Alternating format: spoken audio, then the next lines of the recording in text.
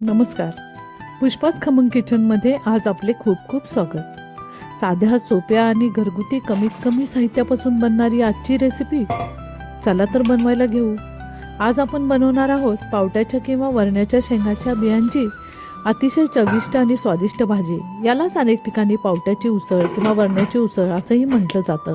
पावट्याच्या शेंगा सोलून त्यातील ताज्या बिया काढून घेतल्या की त्यापासून ही साधी, घरगुती आणि खमंग भाजी तयार होते. अगदी कमी आणि घरात सहज उपलब्ध असलेल्या साहित्यामध्ये कमीत कमी तेलात तयार होणारी ही भाजी चवीला अप्रतिम लागते. 500 ग्रॅम पावट्याच्या शेंगा. या शेंगा छान सोलून त्यातील बिया काढून घ्यायच्या आहेत. यासोबत एक बारीक चिरलेला कांदा, एक बारीक चिरलेला टोमॅटो, 1 टेबलस्पून घरगुती लाल तिखट, चवीनुसार मीठ, 1 टेबलस्पून तेल, अर्धा टीस्पून मोहरी, 1 टेबलस्पून जिरे, अर्धा टीस्पून हळद आणि बारीक चिरलेली ताजी कोथिंबीर. एवढंच साहित्य आपल्याला लागणार आहे. सर्वप्रथम पावट्याच्या शेंगामधून काढलेल्या बिया एका छोट्या पातेल्यात घेऊया.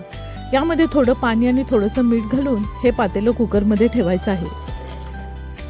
कुकरमध्ये 1 ग्लास पाणी घालून झाकण लावून मध्यम आचेवर 2 शिट्टी देऊन बिया उकडून घेऊया.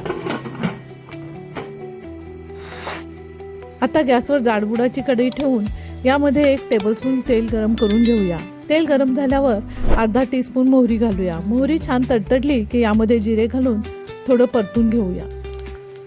आता बारीक चिरलेला कांदा घालून तो हलका पारदर्शक होईपर्यंत छान परतून घेऊया. आपल्याला थोडा सोनेरी कलर पर्यंत परतून घ्यायचा आहे. हा थोडा कॅरमलाइज झाल्यामुळे या भाजीला एक खूपच चविष्ट स्वाद आणि चव मिळते.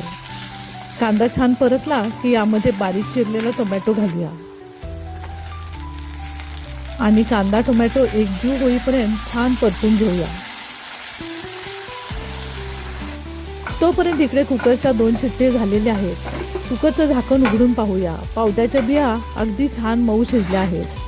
त्यातील अतिरिक्त पाणी गाळणीने काढून घेऊया. बिया व्यवस्थित शिजल्या आहेत हे पाहण्यासाठी एक बी हाताने दाबून पाहिलं की ती अगदी मऊसूत झालेली आहे. इकडे कढईतील कांदा आणि टोमॅटोची फोडणीही छान परतली आहे. आता यामध्ये अर्धा टीस्पून हळद आणि त्यानंतर 1 टेबलस्पून घरगुती लाल तिखट घालूया. या घरगुती लाल तिखटमध्ये अनेक मसाले घालून तयार केले जातात. या मसाल्याची रेसिपी पाहण्यासाठी खाली लिंक दिली आहे. आता कांदा, टोमॅटो आणि मसाला एकजीव होईपर्यंत छान परतून घेऊया. आता यामध्ये मसाल्यामध्ये उकडून आणि निथळून घेतलेल्या पावट्याच्या बिया घालूया. बिया मसाल्यामध्ये छान मिक्स करून काही वेळ परतून घेऊया. शेंगा उकडताना आपण थोडंसं मीठ घातलेलं आहे, त्यामुळं आता आवश्यकतेनुसार थोडंच मीठ घालायचं आहे. आता यामध्ये बारीक चिरलेली ताजी कोथिंबीर घालूया.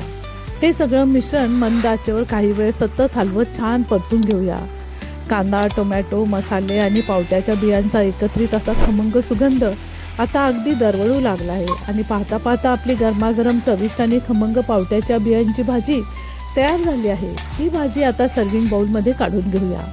गरमागरम भात, भाकरी किंवा चपातीसोबत ही भाजी अप्रतिम लागते. एवढंच नाही तर साध्या गाजर, काकडी, टोमॅटोच्या सलाडसोबतही ही उसळ अगदी मनापासून खावीशी वाटते. अशाच घरगुती साहित्यापासून बनणाऱ्या स्वादिष्ट आणि खमंग रेसिपीज पाहण्यासाठी पुष्पास खमंग किचनला लाईक, शेअर आणि सबस्क्राईब नक्की करा. पुन्हा भेटूया एक नव्या आणि अशाच घरगुती रेसिपीसह.